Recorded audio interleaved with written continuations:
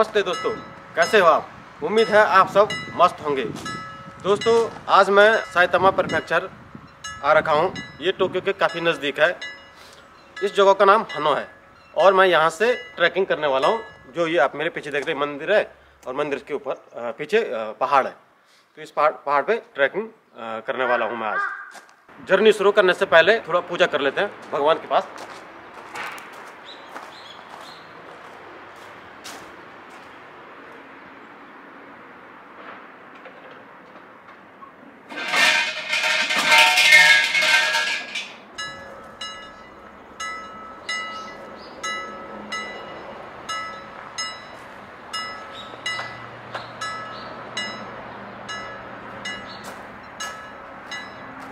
तो दोस्तों चलो चलें, शुरू करें जर्नी।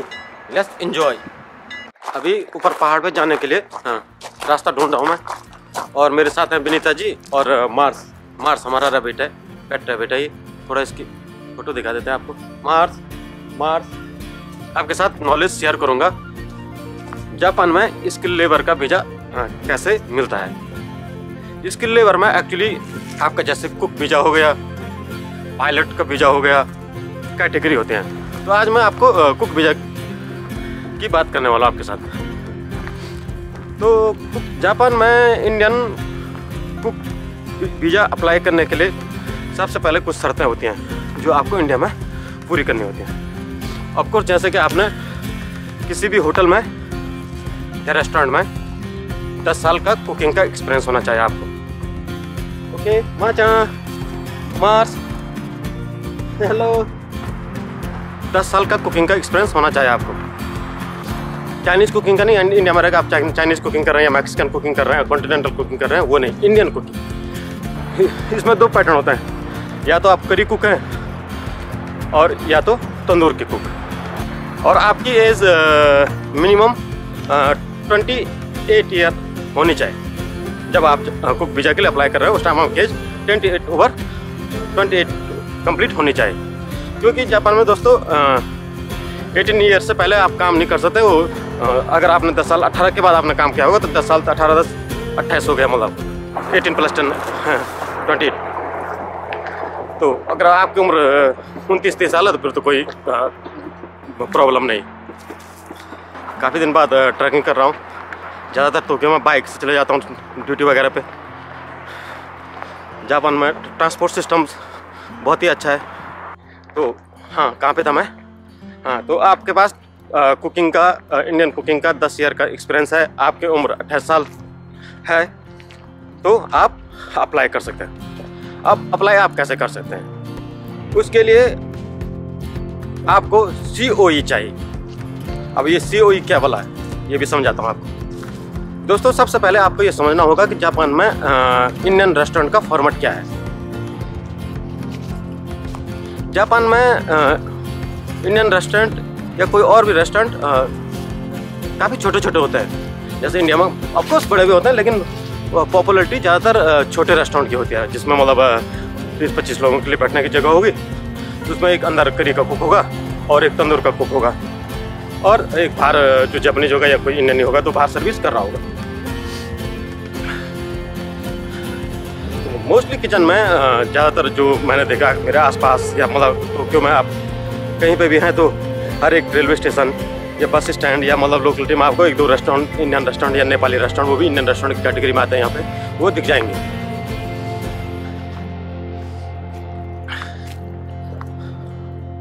तो 2 ही लोग होते हैं ज़्यादातर इनसाइड काम करने वाला, एक करी बनाता है, और जो बड़ा रेस्टोरेंट होगा 100-100 की सीटिंग है तो उसके पास 3 भी हो सकते हैं, 4 भी हो सकते हैं मैक्स। लेकिन ज़्यादातर जो 20-25 के कैपेसिटी वाले होते हैं उनमें एक करी कुक होता है और एक नान का कुक होता है। तो ऐसे छोटे छोटे रेस्टोरेंट के भरमार है यहाँ पे, मतलब मशरूमिंग है एक प्रकार से इनके यहाँ पे। तो दोस्तों कोई भी इंडियन रेस्टोरेंट जापान में अगर वो आपको जॉब ऑफर करता है,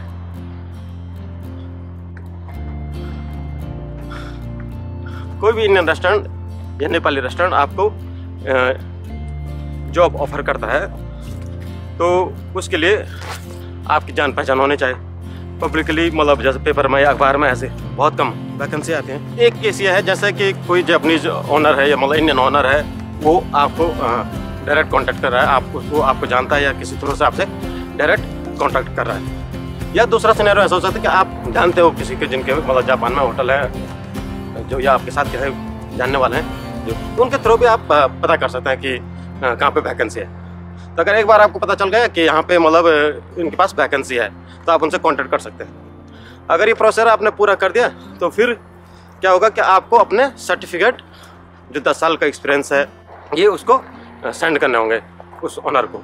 फिर वो ओनर यहाँ पे लॉयर के थ्रू आपके पेपर इमिग्रेशन में देगा। तो उनके भी कुछ रियलिटी चेक होते हैं, तो वो देखते हैं कि आपके कागज़ सही है तो वो आपको COE देते हैं। अब COE का फुल फॉर्म होता है सर्टिफिकेट ऑफ एलिजिबिलिटी। तो क्योंकि आप उसके लिए एलिजिबल हैं, आपके डॉक्यूमेंट कंप्लीट हैं, तो इमिग्रेशन ने आपको COE दे दिया। अब वो ये ओनर जो है वो COE आपको आपके इंडियन पते पे भेजेगा। वो एक सर्टिफिकेट टाइप का होता है, वो आपको आपके पते पे भेज देगा।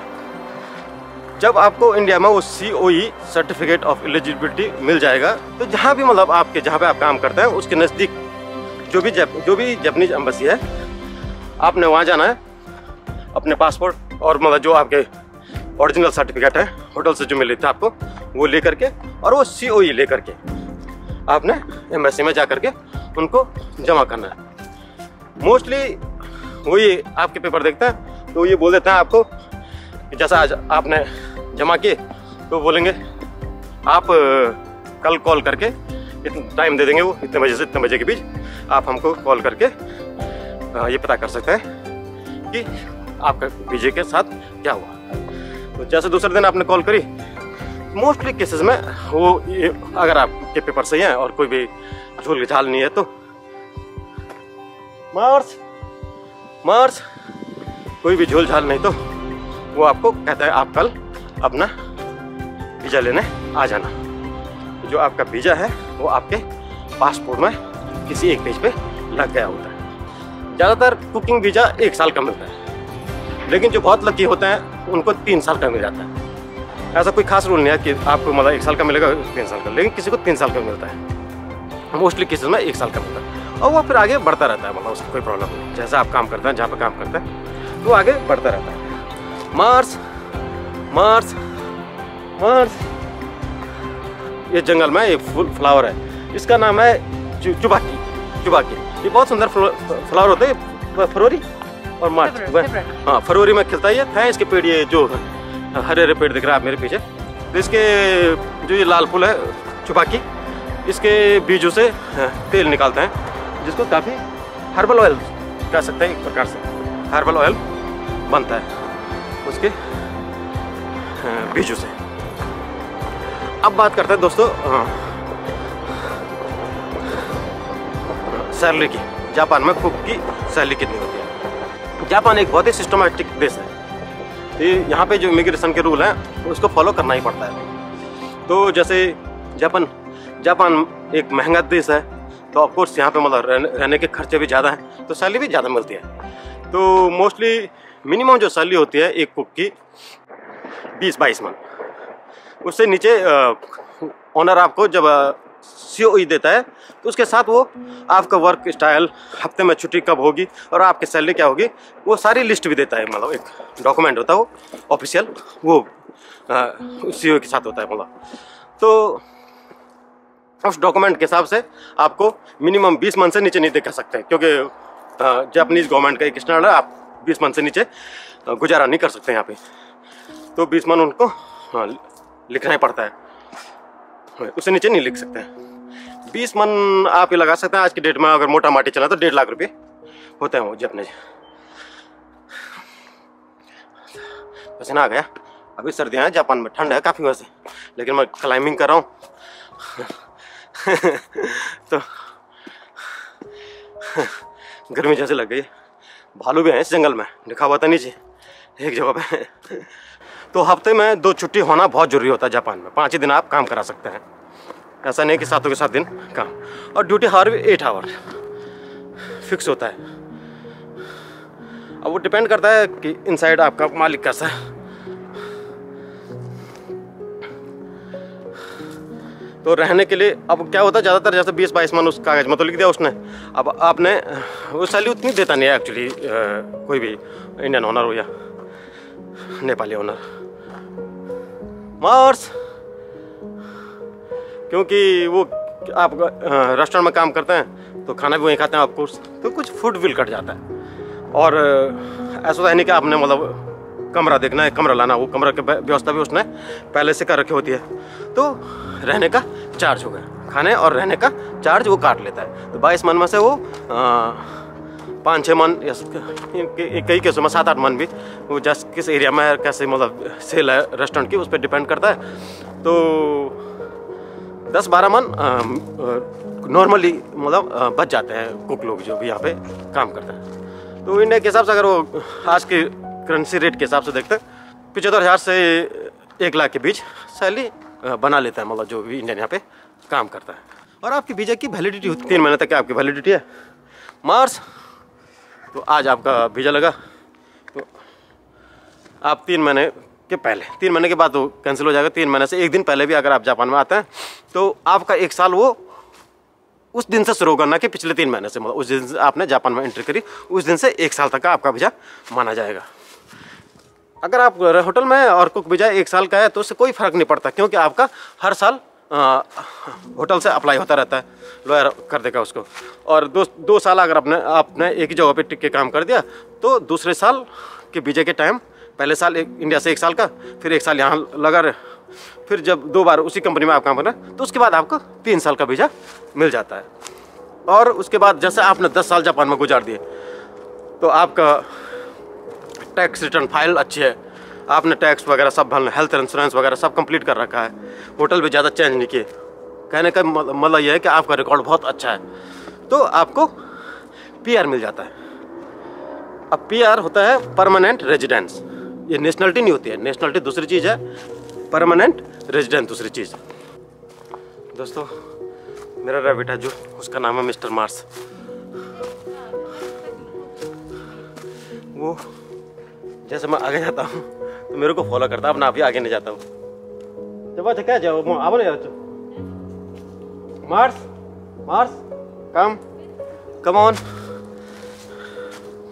रैबिट बहुत प्यारा जीव है, बहुत क्यूट होता है रैबिट। शुरू में वो आप पे ट्रस्ट नहीं करता है, लेकिन जब एक बार वो आप पे ट्रस्ट करता है, एक्चुअली इसका उल्टा होता है, आपको उनका ट्रस्ट विन करना होता है। तो जब आपने उनका ट्रस्ट विन कर लिया तो आपके बहुत नज़दीक हो जाता है। रैबिट मुझे दुनिया का सबसे क्यूटेस्ट एनिमल लगता है, और वो होते भी हैं। मार्स को देखो, आपको नहीं लग रहा है वो क्यूट है? कमेंट करिएगा इस बात पे। और जापान में वीज़ा के लिए या जापान के बारे में जो भी नॉलेज चाहिए आपको, आप नीचे कमेंट में लिखेंगे और हम आपके कमेंट को उस पर या तो वीडियो बनाएंगे या आपको रिप्लाई कर देंगे उस पर क्या क्या है। कमेंट जरूर कीजिएगा जो भी आपको पूछना है जापान के बारे में।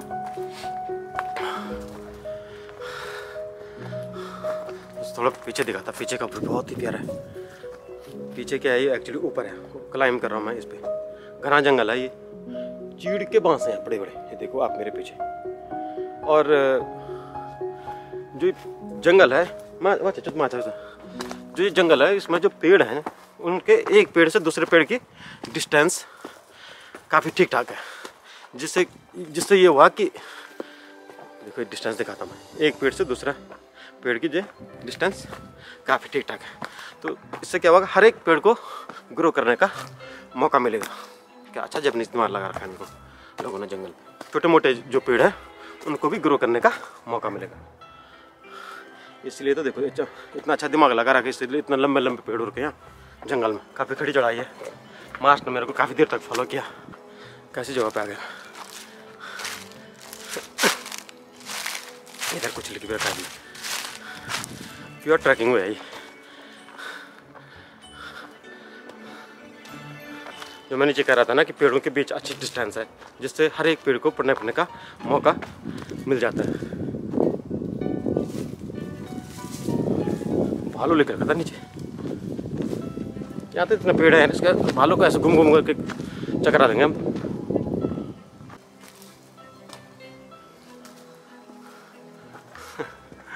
मेरा रैबिट मुझे फॉलो कर रहा हो, मेरे से आगे नहीं जा रहा हो। बहुत समझदार होता है रैबिट, जितने क्यूट होते हैं उतने हैंडसम भी होते हैं और इतना स्मार्ट भी होता है। सो जाता हो कभी कभी मेरे साथ बेड पे, लेकिन ज़्यादा देर तक नहीं सोता। काफ़ी सेंसिटिव एनिमल है। 30 मिनट मैक्स उसका जंप लगा के। हाँ,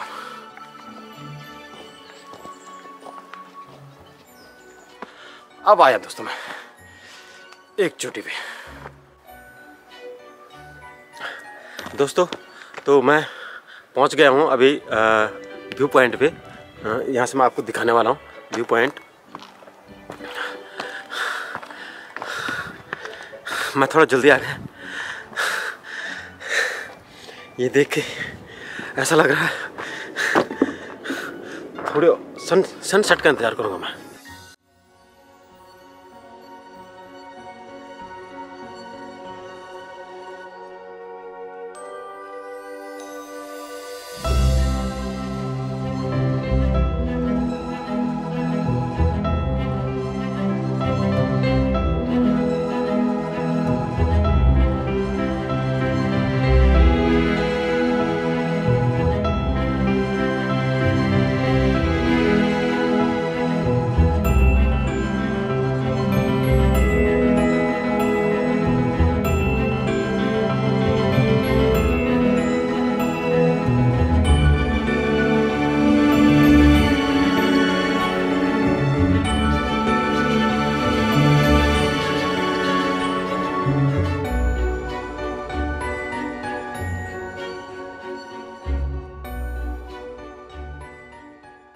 थोड़ा जापानी चाय पीते हैं।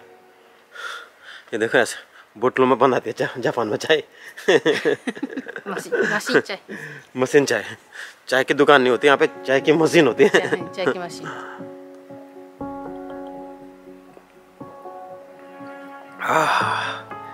बहुत ही अच्छे, बहुत ही टेस्टी।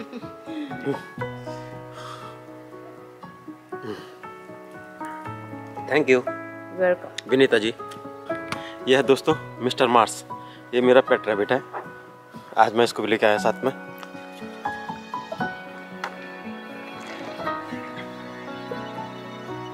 माहौल बेहद सुनसान है यहाँ पे, शांति है, शांति।